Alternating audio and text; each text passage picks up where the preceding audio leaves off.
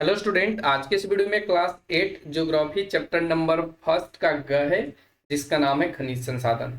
तो हम लोग खनिज संसाधन के प्रश्नों का उत्तर करने वाले हैं। इसमें जितने भी क्वेश्चंस के टाइप दिए गए हैं, चाहे वो आपका ऑब्जेक्टिव क्वेश्चन हो, खाली जगह को भरने वाला हो, या मिलान करने वाला हो, या उसके बाद हम लघुतरीय और लघुतरीय और दीर्घोत्तरीय, जो भी प्रश्न आपको इस चैप्टर में दिए गए हैं, उन सभी प्रश्नों का क्वेश्चन आंसर आज के इस वीडियो में हम लोग करने वाले हैं। और भी चैप्टर का क्वेश्चन आंसर हमने करा दिया है, तो आप लोग जाकर के चैनल पे देख सकते हैं।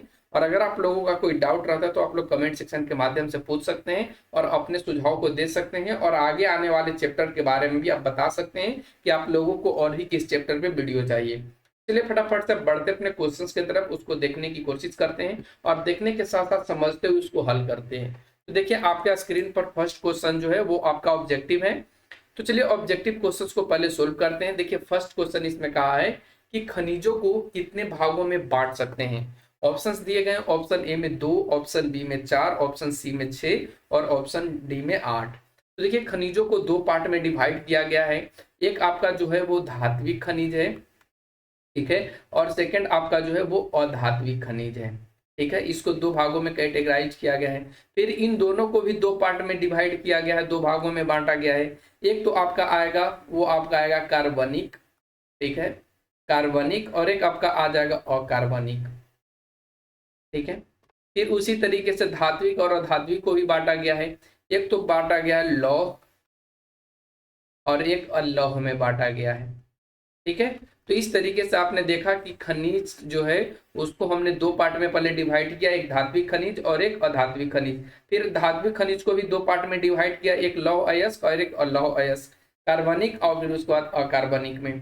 ठीक है, इन सभी को जब आप चैप्टर पढ़े होंगे तो अच्छा से एक्सप्लेन कराया गया होगा। अगर आप लोग नहीं पढ़े हैं तो हम आपको भारतीय भवन बुक से जरूर पढ़ाने की कोशिश करेंगे। ठीक है, और क्लास 8 से रिलेटेड और भी वीडियो हमारे चैनल पर अपलोड है, तो आप लोग जाकर उन्हें भी देख सकते हैं।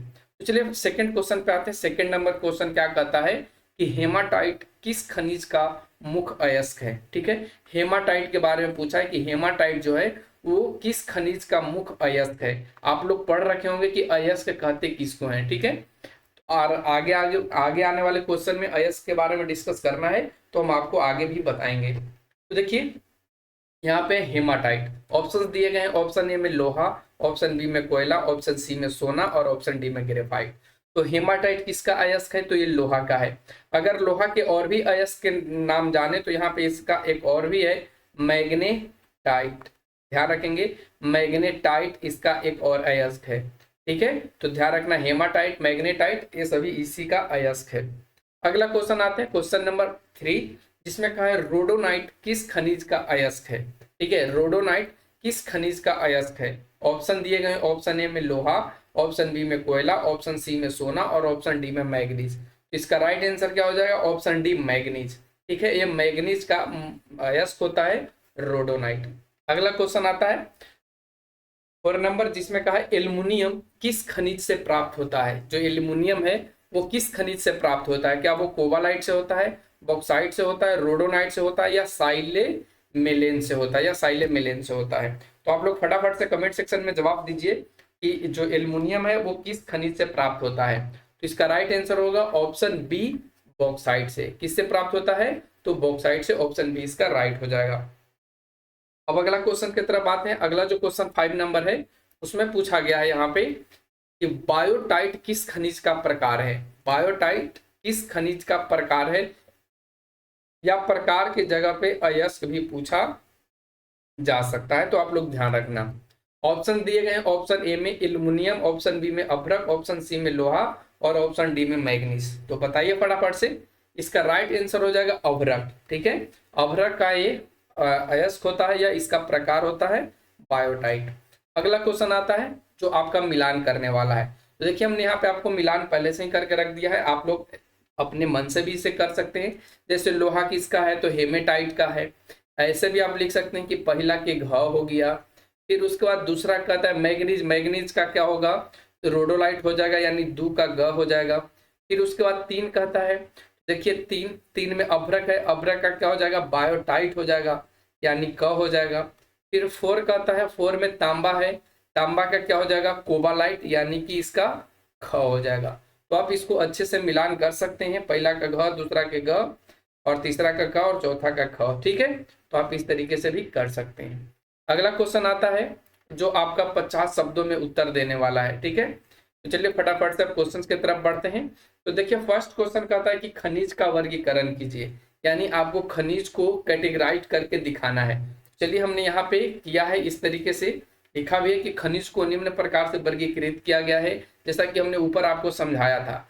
खनिज को पहले देखो तो यहाँ पे हमने दो पार्ट में डिवाइड किया है, एक तो आपका धात्विक खनिज में किया है और सेकेंड आपका अधात्विक खनिज में किया है। ठीक है, एक आपका क्या किया है धात्विक खनिज में और दूसरा का आपका अधात्विक में। अब फिर यहाँ पे आप देखेंगे कि जो धात्विक खनिज है इसको भी दो पार्ट में डिवाइड किया गया, एक आपका लौह युक्त खनिज है और एक आपका जो है वो अलौह युक्त खनिज है। अब यहाँ पे हम अगर डिटेल से बताएं तो धात्विक जो खनिज होता है वैसा खनिज होता है जिसमें धातु के गुण पाए जाते हैं, और अधात्विक वैसा होता है जिसमें धातु के गुण नहीं पाए जाते हैं। इसमें क्या होगा, धातु के जो गुण होगा वह नहीं पाया जाएगा, न के बराबर पाया जाएगा। तो आप इस चीज को भी ध्यान रखेंगे यहाँ पे। फिर उसी तरीके से अगर हम बात करें धात्विक खनिज को, तो जब इसको कैटेगराइज किया दो पार्ट में, एक आपका लौह युक्त खनिज और एक आपका अलौह युक्त खनिज। तो इसमें क्या होगा, लौह युक्त में इसमें लोहा के गुण पाया जाएगा, जैसे कि लौह अयस्क हो गया, मैग्नीज हो गया। और अलौह युक्त खनिज में क्या होता है, इसमें लोहा के गुण नहीं पाया जाता, जैसे कि चूना हो गया आपका, चूना पत्थर, अभ्रक हो गया, ये सभी इसका एग्जाम्पल है।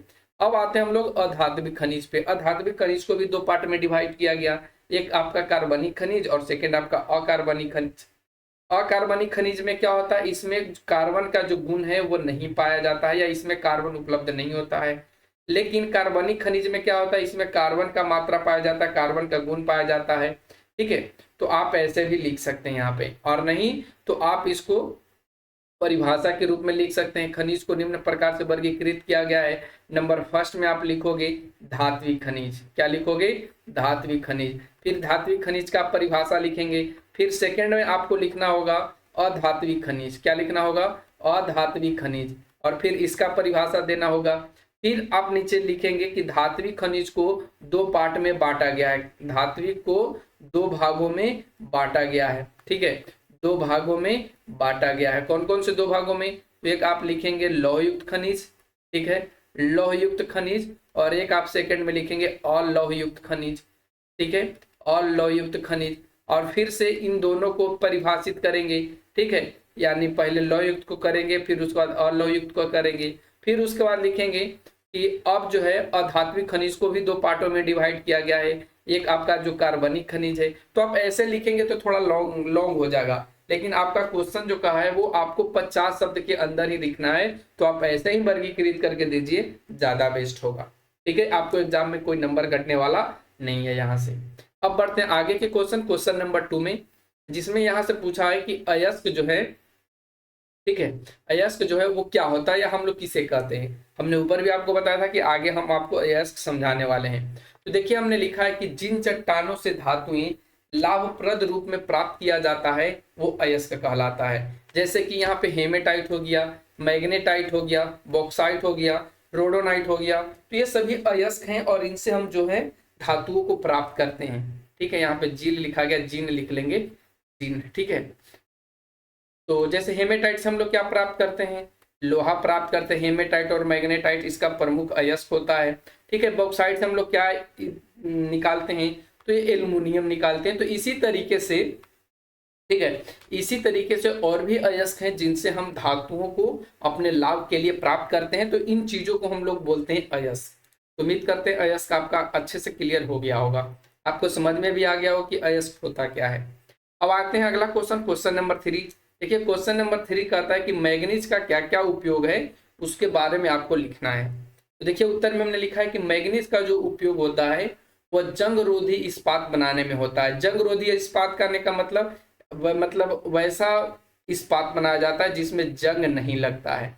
ठीक है, जैसे कि आप स्टेनलेस स्टील का नाम सुने होंगे, तो स्टेनलेस जो स्टील है उसमें जंग जल्दी नहीं लगता है। ठीक है, वो जंग रोधी होता है।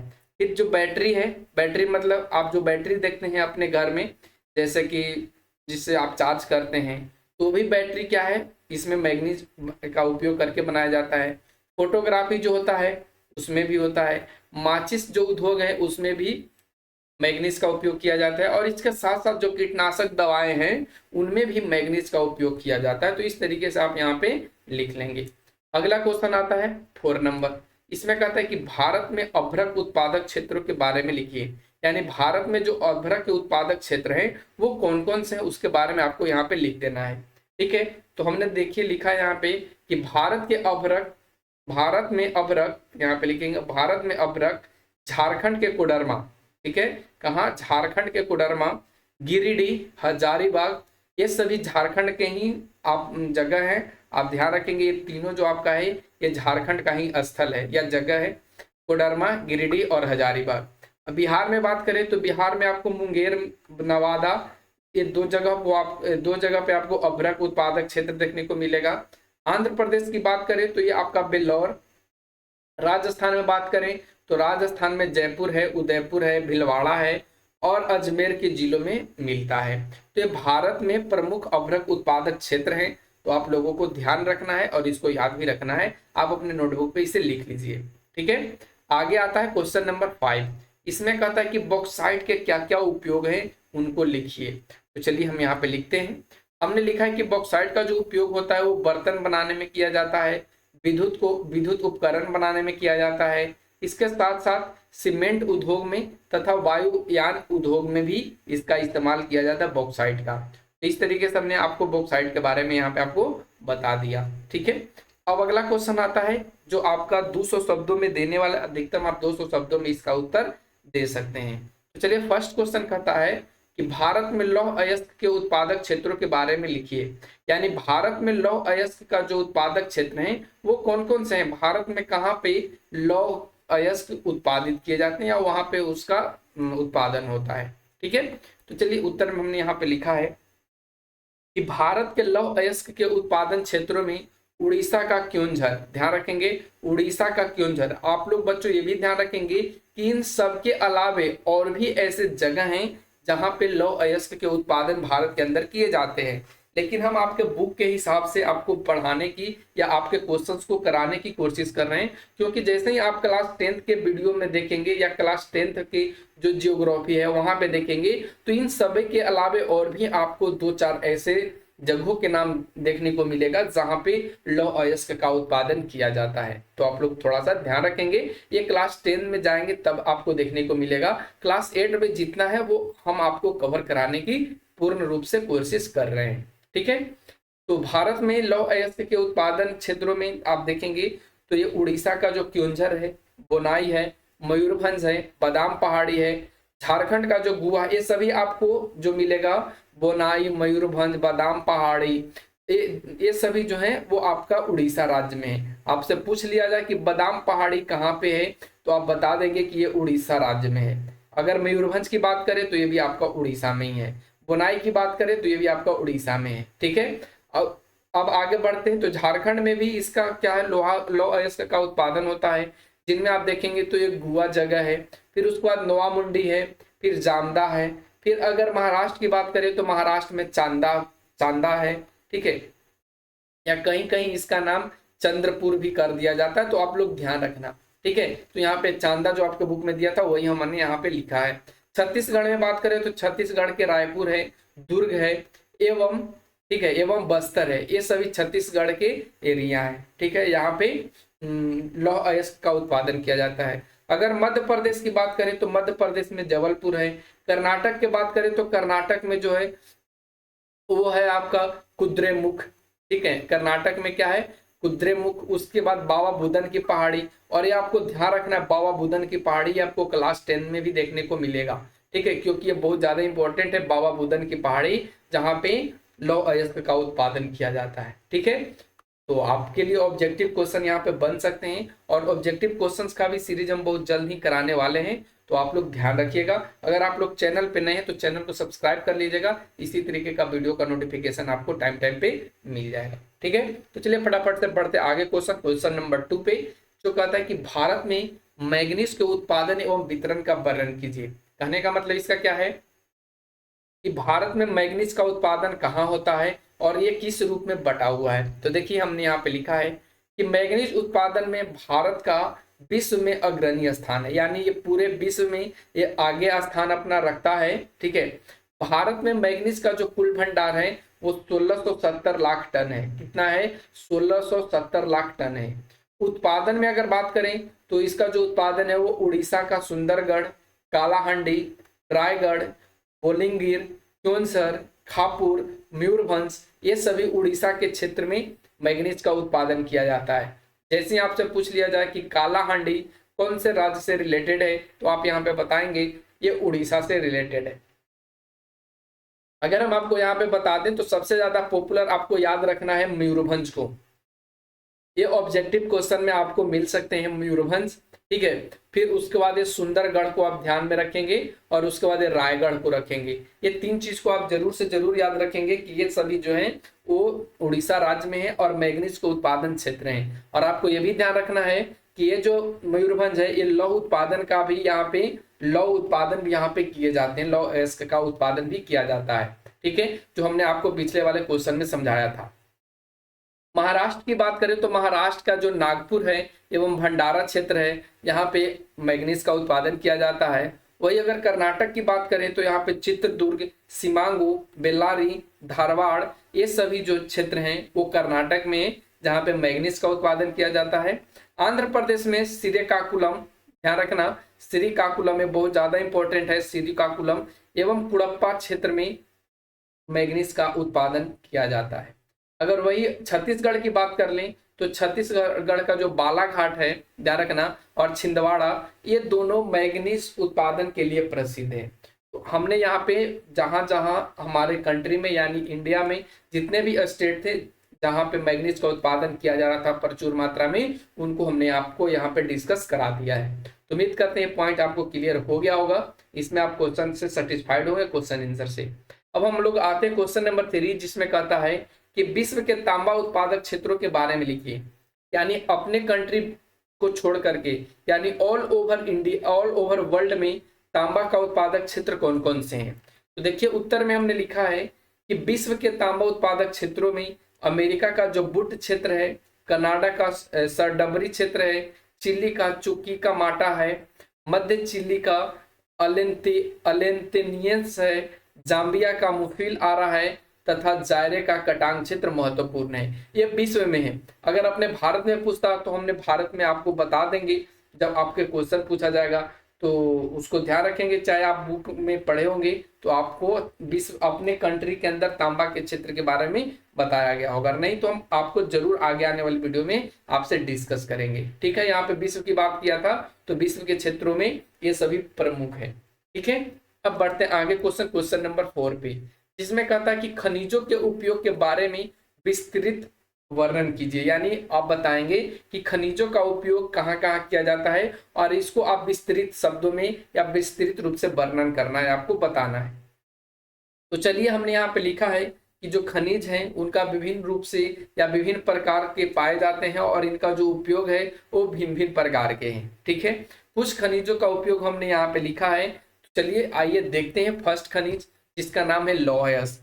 तो हम लोग इसका उपयोग उद्योग क्षेत्र के साथ साथ आम जीवन में अनेक तरीकों से करते हैं। जैसे कि हम लोग कुदाल बनाने में लौह अयस्क का इस्तेमाल करते हैं, फाल हो गया, छड़ हो गया, या कोई भी जो कल पाट पुर्जे हैं, जैसे कि आपके यहाँ फैन है तो उसमें भी आपको लौह अयस्क देखने को मिलेगा, या आपके यहाँ और भी कोई चीजें जिसमें आपको लौह अयस्क देखने को मिल जाएगा। तो हमने यहाँ पे एग्जाम्पल के रूप में 2-3 दे दिया है।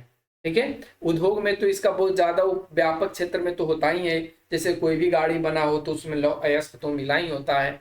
फिर आगे बढ़ते हैं क्वेश्चन नंबर 2। क्वेश्चन नंबर 2 नहीं, इसी का पॉइंट नंबर 2 हमने डाला है। जैसे मैग्नीज अयस्क, तो मैग्नीज अयस्क का हम लोग उपयोग किस चीज में करते हैं, तो इसको हम लोग बैटरी बनाने के, बैटरी जो निर्माण है उसमें करते हैं, फोटोग्राफी में करते हैं, चमड़ा एवं माचिस उद्योग में किया जाता है, और इसके साथ साथ जो हम लोग पेंट करते हैं, पोचाड़ा करते हैं, और जो कीटनाशक दवाई है जैसे कि कोई भी जीवाणु को मारने वाले जो दवाई होते हैं उनमें भी मैग्नीज का उपयोग किया जाता है। ठीक है, अब तीसरा आता है बॉक्साइट। तो बॉक्साइट का उपयोग कहाँ किया जाता है, तो वायुयान यानी जो हवाई जहाज है उसको बनाने में इसका इस्तेमाल किया जाता है। फिर उसके बाद विद्युत उपकरण निर्माण, विद्युत उपकरण करने का मतलब बहुत से ऐसे चीज हैं जो करंट से रिलेटेड है और उसमें बॉक्साइट का इस्तेमाल किया जाता है। घरेलू साज सज्जा के सामानों का निर्माण, बर्तन बनाने, सफेद सीमेंट एवं रासायनिक वस्तुएं बनाने में किया जाता है बॉक्साइट का उपयोग।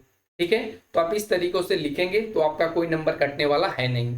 अगला क्वेश्चन आता है, अगला पॉइंट आता है 4 नंबर, जिसमें कहता है तांबा। तो तांबा का हम लोग उपयोग कहाँ कहाँ करते हैं, तो आपने जनरली देखा होगा तांबा के तार आपके यहाँ लगा हुआ होता है। ठीक है, बहुत से विद्युत उपकरण में इसका इस्तेमाल किया जाता है। इंजनों के कल पुर्जे आप देखे होंगे, इंजनों के कल पुर्जे मतलब छोटे छोटे जो पार्ट्स होते हैं उसमें भी तांबा का बना होता है। वायुयान में भी तांबा का इस्तेमाल किया जाता है। टेलीफोन में तो आपने देखा ही होगा जो उसका वायर होता है। घड़ी में भी आपने देखा होगा। पंखा में तो आप जानबूझकर यही लेते हैं कि बताइए भैया इसमें तांबा का तार है कि नहीं। अगर तांबा का तार नहीं होता है तो आप लोग नहीं लेते हैं, तो यानी इसमें तांबा का भी इसका उपयोग किया जाता है। और इसके साथ साथ अनेक ऐसे उद्योग धंधे हैं जिसमें तांबा का उपयोग किया जाता है। उम्मीद करते हैं तांबा का उपयोग को आप समझ पाए होंगे। अगला क्वेश्चन, अगला पॉइंट आता है इसका अभ्रक। अभ्रक का उपयोग हम लोग खिलौना में करते हैं। इसके साथ साथ दवा उद्योग में भी इसका इस्तेमाल किया जाता है। साथ में जो विद्युत उपकरण है उसमें भी इसका इस्तेमाल किया जाता है। ठीक है, बॉक्साइट, बॉक्साइट का उपयोग हम लोग किस चीज में करते हैं, तो बर्तन बनाने में करते हैं, विद्युत उपकरण को बनाने में करते हैं, सीमेंट उद्योग में करते हैं और इसके साथ साथ वायुयान में भी हम लोग बॉक्साइट का इस्तेमाल करते हैं। ठीक है, अब लास्ट क्वेश्चन आता है इस चैप्टर का, जिसमें आपसे पूछा है कि भारत में अभ्रक के उत्पादन एवं वितरण का वर्णन कीजिए। चलिए फटाफट से हम लोग कर लेते हैं। तो हमने लिखा है कि भारत में अभ्रक का जो कुल भंडार है वो 59,000 टन है। कितना है, 59,000 टन है। इसका जो उत्पादन है वो 1958 में 32,000 टन तथा 1941 में 14,000 टन एवं 2002 से 3 में 12,000 टन था। ठीक है, भारत में अभ्रक झारखंड के कोडरमा, गिरिडीह, हजारीबाग, बिहार के मुंगेर, नवादा, आंध्र प्रदेश के नेल्लौर, राजस्थान के जयपुर, उदयपुर, भीलवाड़ा, अजमेर जिलों में मिलता है। तो आपने देखा कि भारत में जो अभ्रक का कुल भंडार क्षेत्र है वो इतना है। ठीक है, और कहाँ कहाँ होता है, तो बिहार में भी होता है, झारखंड में भी होता है, आंध्र प्रदेश। अगर राज्यों के नाम पूछ ले तो आप यहाँ पे राज्य का नाम ऐसे ही बताएंगे। अगर राज्यों के और भी क्षेत्र के नाम पूछ ले तो आपको यहाँ पे हमने सारे चीजों को अच्छे से कवर करा दिया है। तो उम्मीद करते हैं आपको ये सारे चीज आपको समझ में आ गए होंगी। तो आज के वीडियो में बस इतना ही। आगे के आने वाले वीडियो में हम आपको आगे के चैप्टर कवर कराएंगे। तो आज के लिए बस इतना ही। Thanks for watching, take care, bye bye.